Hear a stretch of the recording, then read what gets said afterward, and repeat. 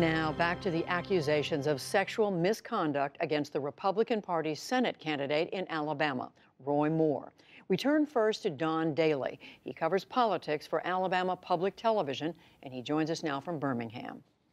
Don Daly, welcome back to the program. So we now have a fifth woman making serious accusations against Judge Moore. What's the reaction there?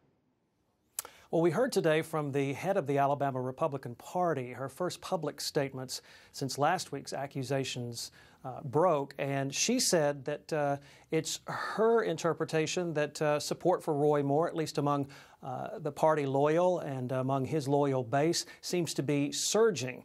Terry Lathan, who is the chair of the Alabama Republican Party, said today that there are no plans now to seek an alternate candidate or to endorse a write-in candidate in this race. She says anything is possible, but so far the state Republican Party's steering committee, which guides her in making decisions, has not decided to meet and discuss this issue. And again, she's saying, the state Republican Party chair, that Roy Moore's support seems to be surging. So, Don Daly, are people there saying they believe these women are simply making all this up?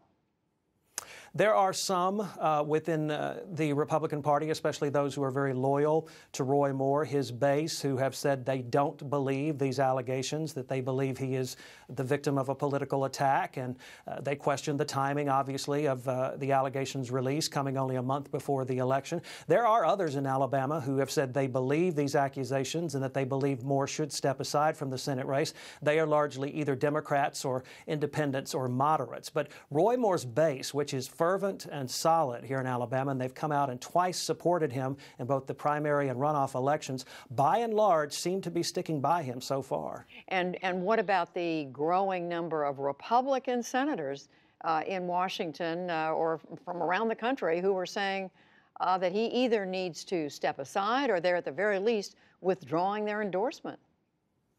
I think that is reason for concern among some here in Alabama, even some Republicans here in Alabama. But Roy Moore himself in the last few days has at least wondered aloud in public whether or not establishment Republicans in Washington may have been behind the release of these allegations, Republicans who might be worried about him being a maverick and not necessarily towing the Republican line. That's been an open question of debate in this story as it unfolds here in Alabama. But Republicans, by and large, here in Alabama, at least publicly, are saying that they're standing behind Judge Moore for now. And what about the Democrats, Don? What are they saying?